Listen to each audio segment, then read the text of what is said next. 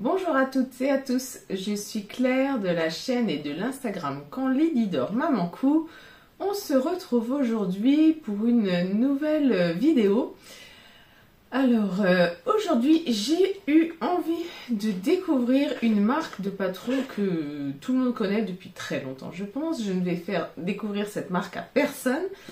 Mais c'est une marque qui jusqu'ici, dans ce qu'elle proposait en termes de patron, ne me correspondait pas du tout, ne me plaisait pas du tout. Il s'agit de la marque Fibremood. Bon, vous l'aurez vu dans le titre.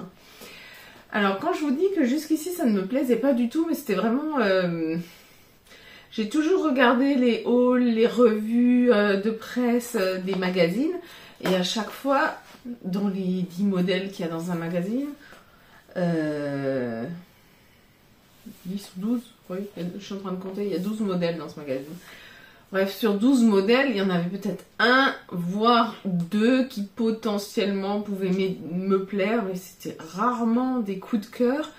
Et enfin, acheter un magazine de 12 patrons pour un seul qui plaise, non.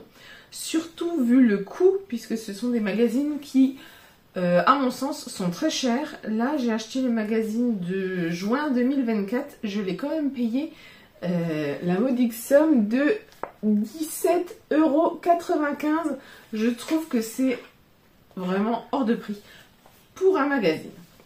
On est d'accord que acheter un patron d'une marque indépendante 15 € ou 17 €, oui, pourquoi pas. Je veux dire, un patron pochette d'une marque indépendante, on est dans ces prix-là et on n'a qu'un patron. Mais on paye une indépendante. Là, clairement, on sait que dans les magazines, les prix des magazines sont souvent moitié prix par rapport à ça. Donc, mettre 17,95 € dans un magazine où il n'y avait qu'un ou deux modèles qui me plaisaient, non. En général, leur ligne éditoriale ne me plaît pas du tout parce que c'est très mode, très oversize, très graphique, très... de parti pris et du coup, de mon point de vue, pas du tout portable au quotidien. Des trucs amples, oversize, etc. Moi qui ai tendance à être plutôt fine, je le sais d'avance, j'ai l'air d'un sac, on dirait une allumette perdue au milieu d'un sac à patates en toile de jute, c'est pas possible. Donc ça ne me plaisait pas, et les rares modèles qui étaient un peu plus près du corps ou autre, souvent, il y a une excentricité dans leur modèle. Dans chacun de leurs modèles, il y avait une excentricité, un truc qui faisait que, en fait, c'était pas du tout portable au quotidien, ou en tout cas pour mon quotidien. Et moi, je pratique la couture non pas pour faire des robes waouh. Il y a plein de comptes qui proposent ça, des tenues, des robes waouh, où on se dit, oh, c'est magnifique, etc. Mais où, dans les faits, on ne peut pas se vêtir au quotidien avec ces vêtements-là. Moi... ma philosophie de vie et de couture, c'est pas du tout ça, c'est joindre l'utile à l'agréable. C'est-à-dire que mes vêtements, j'aime les coudre, j'aime qu'ils soient beaux, mais surtout, je veux pouvoir les mettre tous les jours, pouvoir aller ramasser mes côtes de bled dans le jardin avec, courir après mes gamins et aller au boulot, enfiler ma blouse et être présentable pour le boulot. Je veux que ce soit multifonction. Donc, jusqu'ici, ça ne me convenait pas du tout. Et puis là dernièrement, Emma de Friendly Couture avait fait un live du mardi soir où elle nous présentait ce magazine, donc le tout dernier, celui de juin. Et alors quand elle nous l'a feuilleté, eh bien il y a beaucoup de modèles qui m'ont enfin parlé. On a toujours de l'oversize, mais je trouve quand même beaucoup moins oversize. On a des pièces avec des petites subtilités, des petits twists, mais des choses très intéressantes. Et là, donc comme je vous disais, il y a 12 modèles. Et parmi ces 12 modèles, il y a quand même 3 pièces pour lesquelles je suis sûre que je vais les coudre là très bientôt. Et potentiellement 3 autres qui pourraient être cousues par la suite en fonction des tissus que j'achète, que je trouve. Donc, je me suis décidée à acheter ce magazine pour tester. Et alors, pour le moment, j'ai déjà fait 2 réalisations. Donc, le modèle qui m'a fait acheter ce magazine, c'est, comme pour beaucoup d'entre nous, je pense, la robe June. Alors, je vais vous la trouver. La robe June, où est-ce qu'elle est présentée? Je ne sais plus. J'aurais pu préparer mon intervention, hein, on est d'accord. La robe June. C'est la dernière qui présente. Voilà. La robe June, c'est celle-ci. Donc c'est une robe longue qui a un bustier avec des petites bretelles et une jupe bien longue et qui a en fait cette spécificité au dos d'avoir un dos nu avec comme un foulard noué au milieu dos. Donc ça, j'ai trouvé ce dos très beau, un bas un peu élastiqué et un nœud dans le dos. Il la présente également dans un tissu qui est plus cotonnade rose fuchsia uni, donc qui est plus structuré au niveau de la jupe que le premier tissu qui devait être une viscose, certainement quelque chose de plus fluide. Et vraiment, c'est ce dos qui m'a fait craquer. Vraiment, je le trouvais magnifique. Donc, j'ai regardé leur tableau des tailles. Leur tableau des tailles, quand même, Fibremood, c'est un point fort qu'ils ont.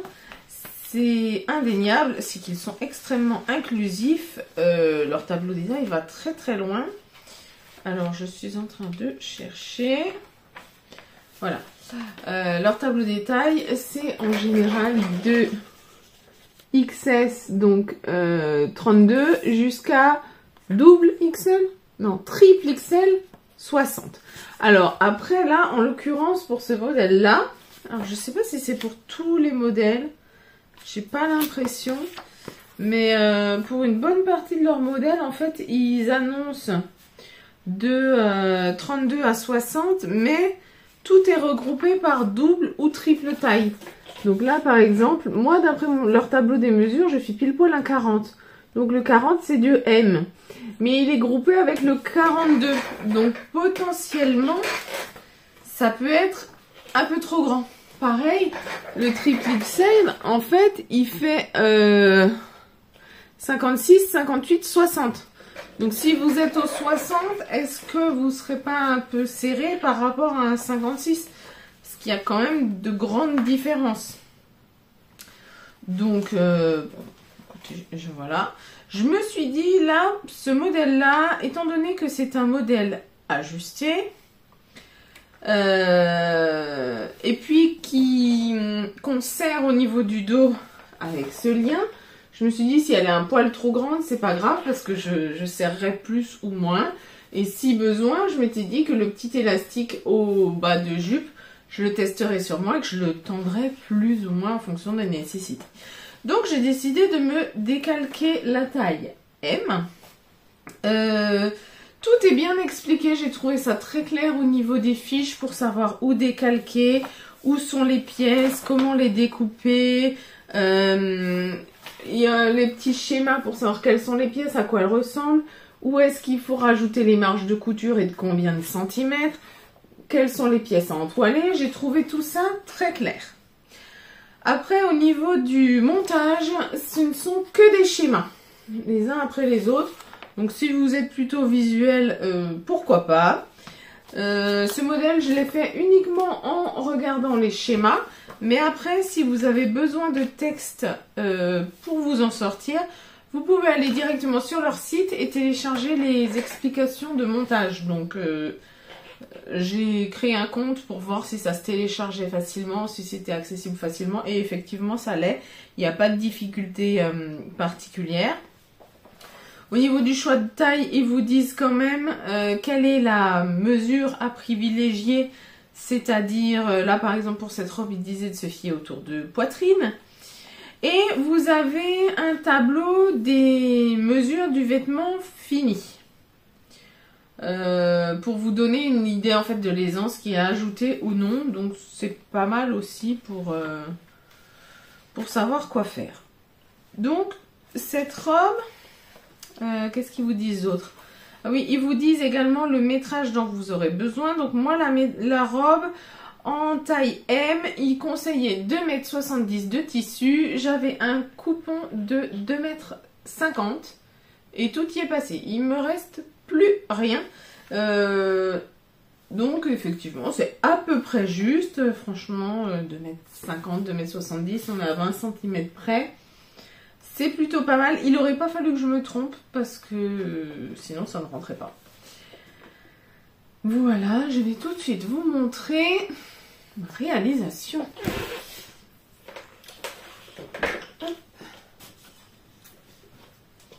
Donc, alors, étant donné que c'est une robe longue, ça va être un peu compliqué. Donc voici ma robe. Donc comme vous le voyez, je l'ai faite dans un magnifique wax rose avec des petites vagues, du rose, du jaune. Et puis au bas de la robe, on a de nouveau les fleurs et au haut de la robe, les fleurs. Alors comme vous vous en doutez, c'était un wax. Je voulais absolument bien placer le motif. Donc j'ai commencé par placer toutes les pièces haut dans le motif des fleurs. Et puis je me suis débrouillée pour que la jupe rentre avec... En fait, vous verrez, ça c'est la partie haute du bustier, ça c'est la partie basse du bustier. Et après, tout du long, c'est la jupe. Donc je me suis débrouillée en fait pour que le motif des fleurs qui allait d'un bout à l'autre du tissu fasse la longueur de la robe. Donc on commence la robe par les fleurs. Ensuite, on a toutes les vagues tout du long. Et tout en bas, on a de nouveau le motif des fleurs qui finit l'ourlet. Donc pour arriver à ça, j'ai dû raccourcir la robe de 5 cm. Alors j'avais vu au niveau des photos portées des mannequins, c'est très intéressant parce que il spécifie quelle est la stature et la taille cousue pour le mannequin. Et j'avais vu que les deux mannequins qui étaient présentés faisaient 1,75 m et 1,80 m et avaient la robe qui tombait aux pieds. Donc je m'étais dit qu'effectivement je pouvais raccourcir de 5 cm facilement vu que je ne fais qu'1,70 m. Et effectivement, raccourci de 5 cm, eh bien c'est parfait pour mon 1,70 m. Donc au niveau des placements de motifs, j'étais très contente de moi. Au niveau du dos, donc pareil, les liens sont faits dans le sens fleur vers les vagues, ce qui fait que... Oh, c'est compliqué.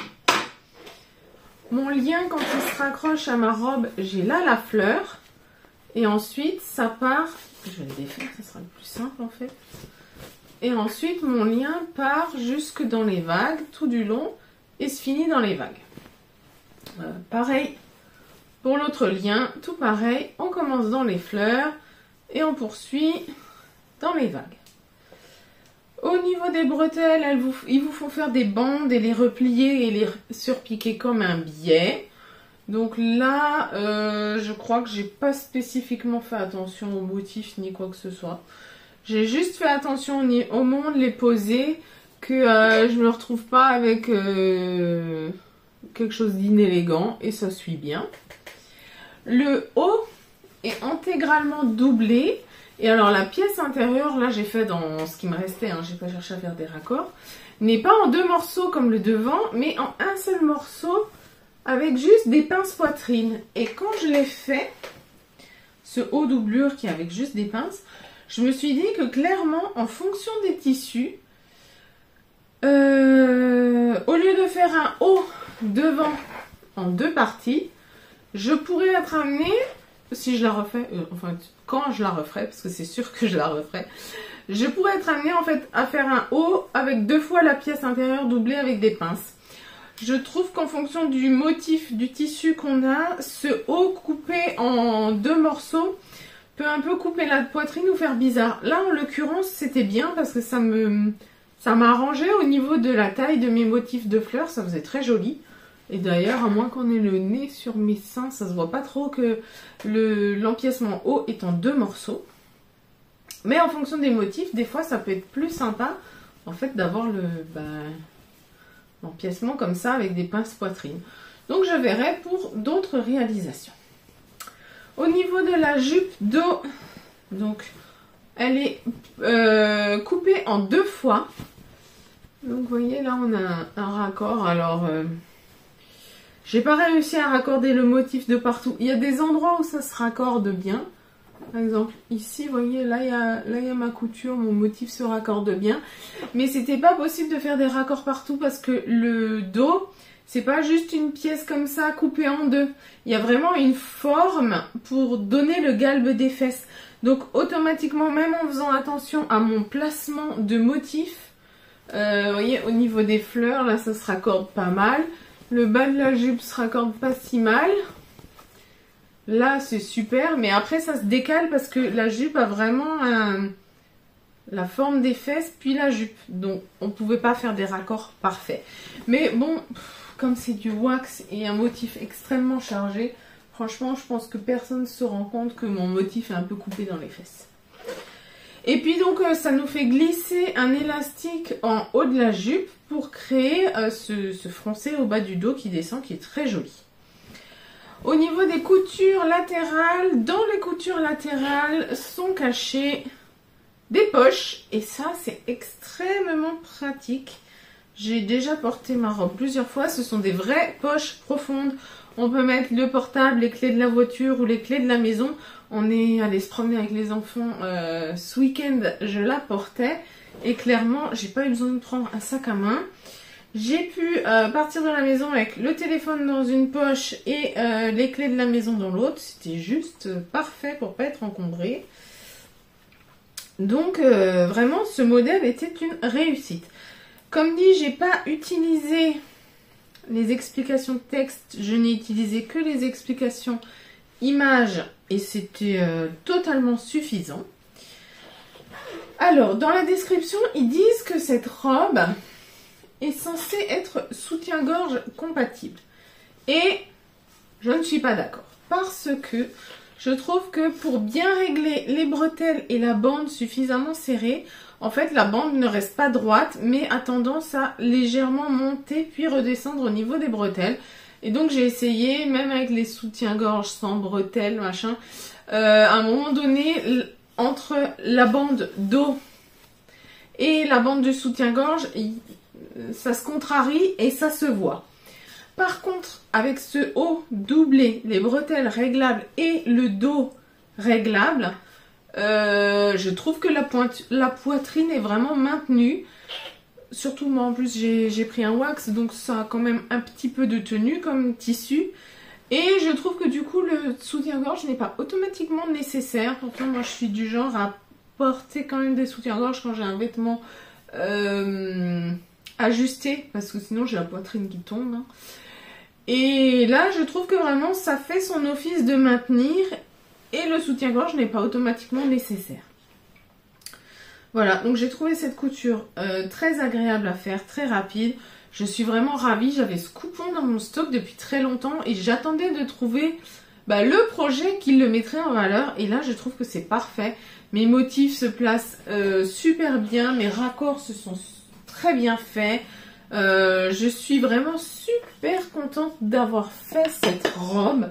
J'ai rien à redire, la taille est vraiment la bonne. Même la taille de l'élastique qu'il conseille pour glisser au dos était la bonne. J'ai pas eu besoin de raccourcir, de rallonger, rien du tout. Vraiment un gros oui pour ce modèle. Je pense, je sais qu'il y en aura d'autres versions, c'est sûr. Parce que finalement, avec l'été qu'on a, qui est un peu mitigé, dirons-nous pour être poli, les robes longues, c'est super agréable.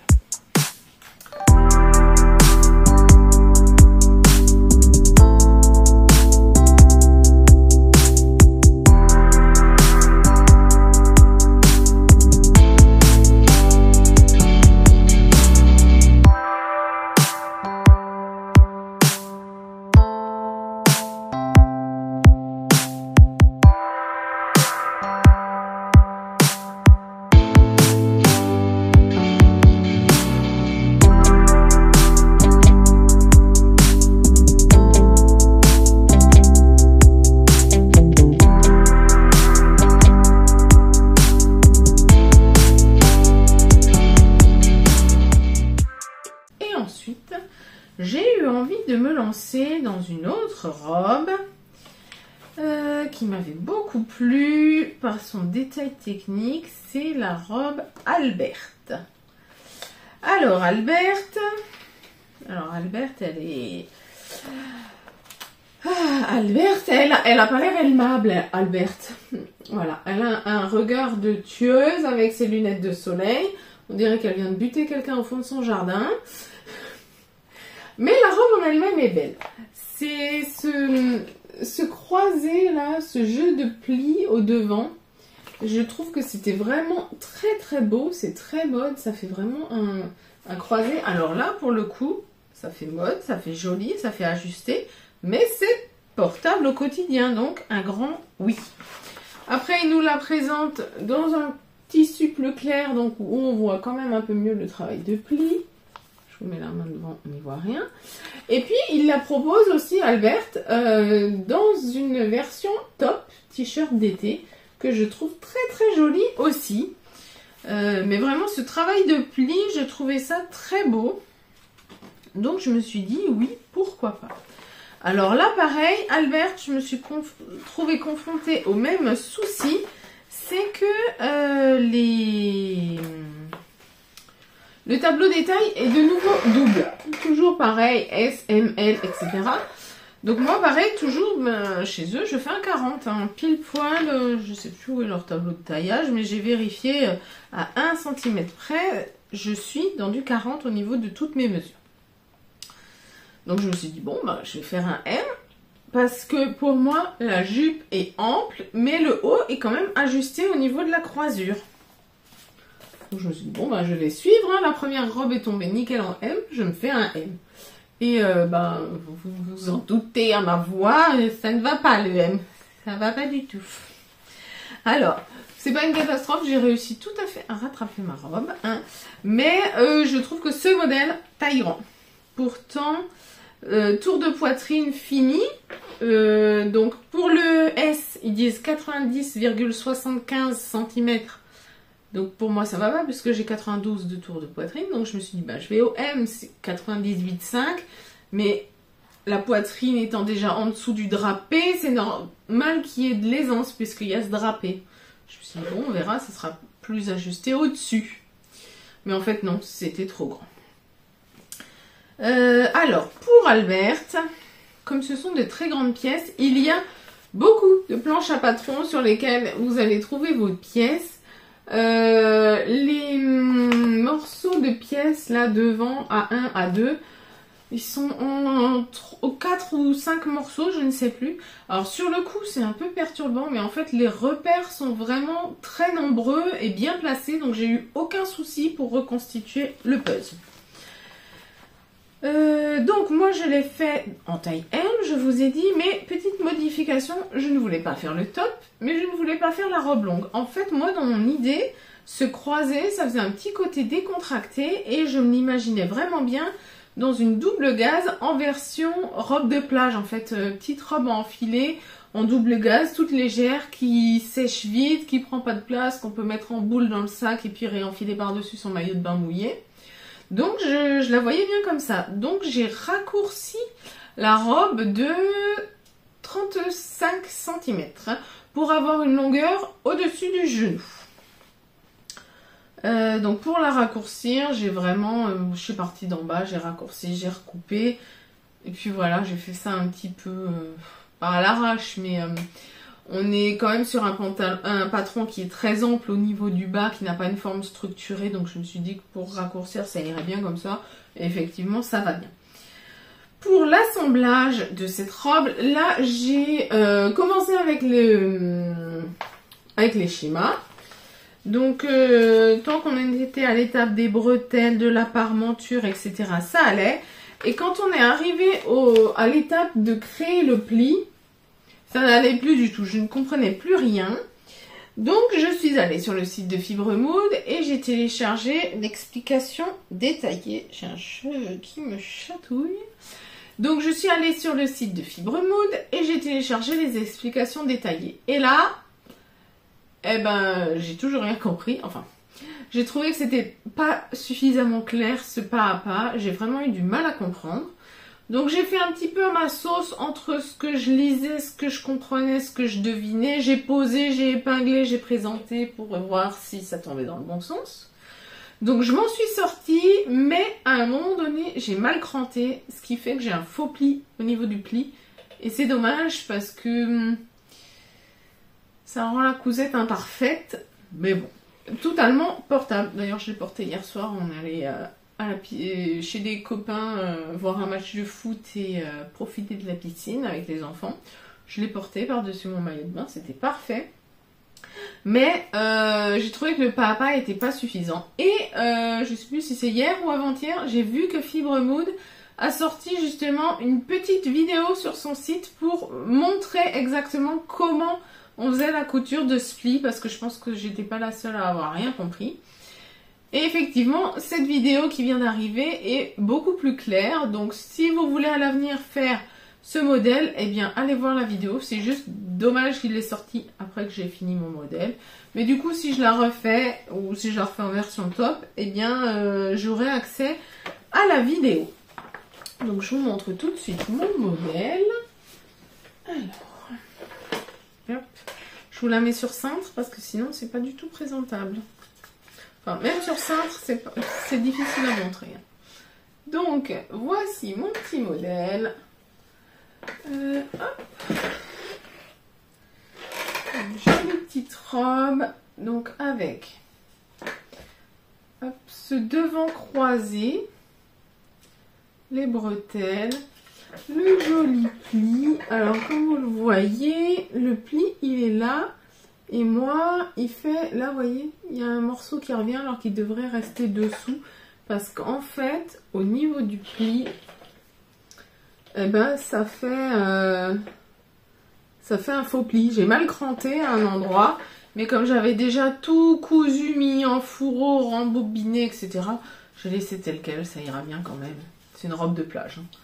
Pas une robe pour la maison. Donc, le devant a ce pli qui est très joli. On a les petites bretelles qui sont prises en fourreau. On a le devant donc avec le grand pli, hein. Les coutures côté. Donc moi j'ai raccourci de 35 cm, donc elle va jusque là. Et puis le dos, il est tout droit. Donc on a les bretelles et il est tout droit jusqu'au dos. Donc comme vous le voyez, moi quand je l'ai essayé, elle était beaucoup trop grande. Donc pour pallier à ça, eh bien entre le dos et la parmenture dos, j'ai glissé un élastique de 2 cm que je suis venue coudre d'un côté, régler et coudre de l'autre. Ce qui fait que du coup, maintenant mon dos, eh bien il est extensible. Et du coup, ça rend la robe beaucoup plus confortable. Alors ça a eu 2 avantages. Déjà, ça rend la robe beaucoup plus confortable.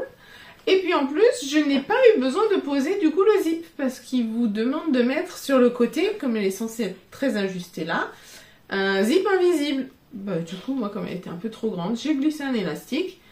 Et c'est réglé, j'ai pas besoin de zip. Donc en plus, pour faire une robe de plage, c'est beaucoup mieux. Comme vous le voyez, mon tissu, c'est une... alors, je crois pas que ce soit une double gaze, je pense que c'est une simple gaze de coton. Là, si vous verrez au niveau de l'armure, on voit bien le petit quadrillage. Toute souple, toute fluide, fleurie, que j'avais depuis un moment. Je savais pas trop quoi faire dedans. Et je me suis dit, tiens, ça va bien se marier. Et effectivement, c'est sympa. Ah bah, voyez, ça c'est le pli devant. Donc là, j'ai un faux pli. Bah, ça tombe pas nickel. Alors du coup, comme j'avais un problème de crantage au niveau de mon pli et que le pli de devant se baladait tout le temps et pas comme je voulais, j'ai fait 2 points. Au niveau du pli, là, j'ai rajouté un petit point invisible à la main pour que ça se tienne bien.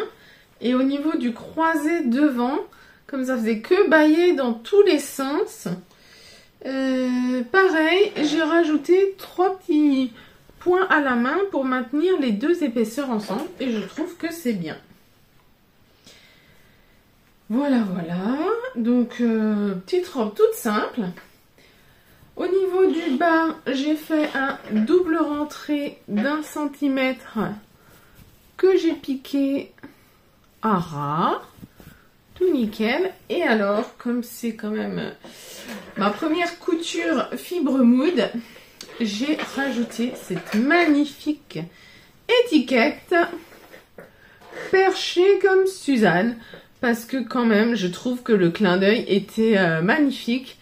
Pour la première fois que je couds du fibre mood, l'étiquette elle est super bien avec. Je me suis dit, il faut que je fasse honneur à Suzanne. D'ailleurs, je milite pour le retour de Suzanne dans les magazines fibre mood. Peut-être que ça va me donner envie d'en acheter plus. Voilà, voilà, une jolie petite étiquette. Donc du coup, j'ai cousu juste au niveau des 4 coins à la main. J'avais pas envie de faire une surpiqûre blanche, je trouvais que ça aurait été too much. Et voilà. Alors tout le monde me demande, c'est quoi ton étiquette Claire? Qu'est-ce qu'elle a Suzanne? Je ne pouvais pas comprendre. Mais je rigole toute seule en mettant ma robe et je suis vraiment contente. Vous voyez là, c'est le rendu porté, c'est vraiment super. Je trouve que pour une robe de plage, du coup dans une double gaze, c'est vraiment bien. Donc finalement cette erreur de taille... dans mon cas, aurait été un avantage puisque du coup j'ai pallié au problème en mettant l'élastique et que je la trouve beaucoup plus confortable. Par contre, du coup, c'est sûr que la couture côté qui est censée être là avec l'élastique, bah elle se retrouve là quoi. Ça fait un peu bizarre, mais c'est pas grave. Et voilà. Donc ça, c'est les deux modèles que j'ai testés dans Fibre Mood. Les deux sont vraiment de bons modèles, je les ai bien aimés. Ils répondent aux attentes que j'ai de la couture, c'est-à-dire que ce sont des modèles très sympas, tout à fait portables au quotidien, pas trop compliqués à coudre. Les pas à pas me conviennent, je suis vraiment assez contente.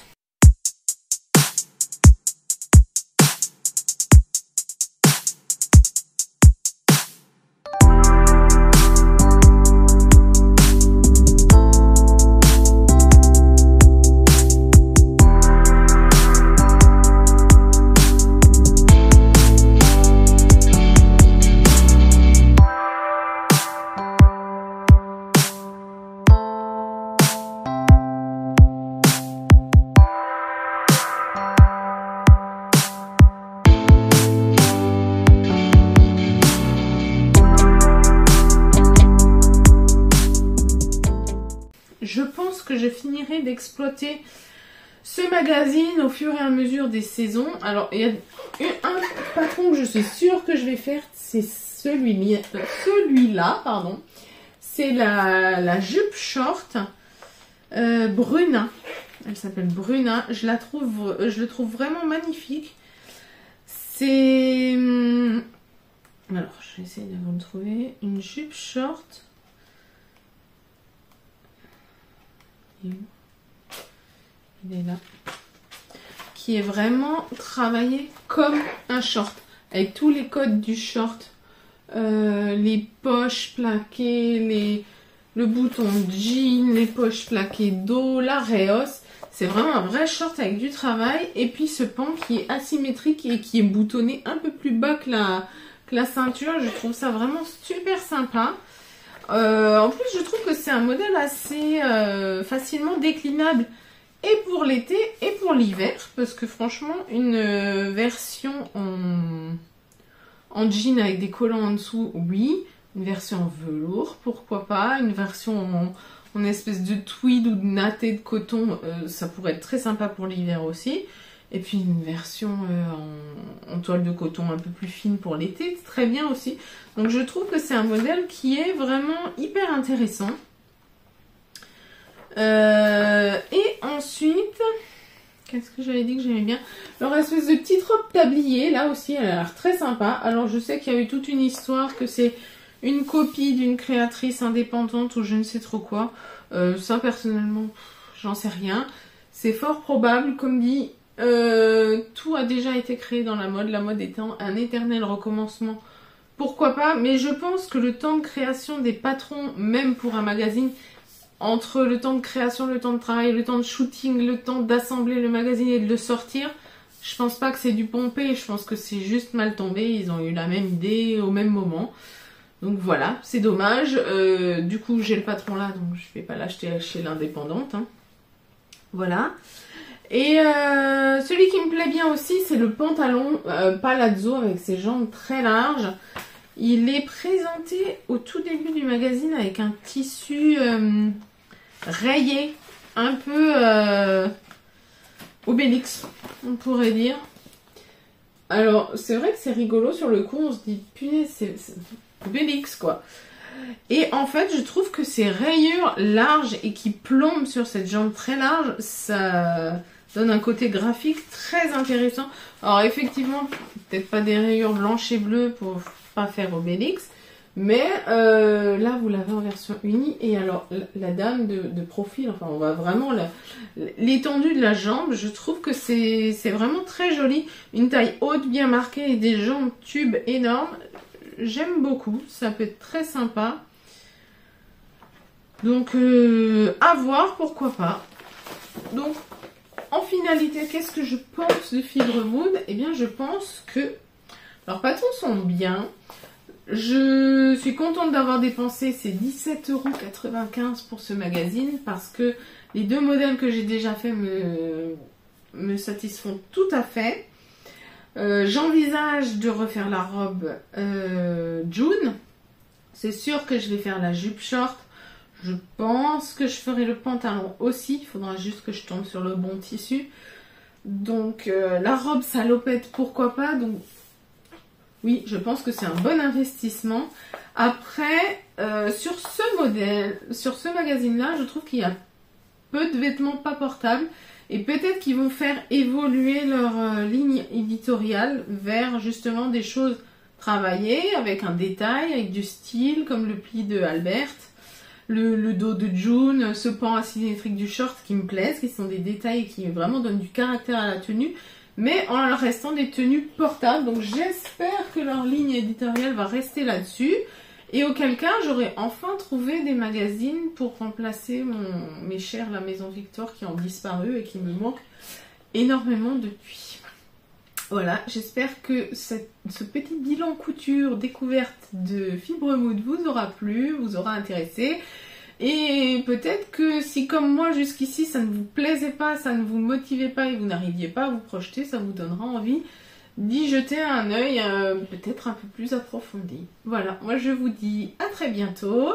Je vous souhaite un bon été, beaucoup de patience si vous n'êtes pas encore en vacances et de très bonnes vacances si vous y êtes. Et je vous souhaite une bonne journée. Au revoir.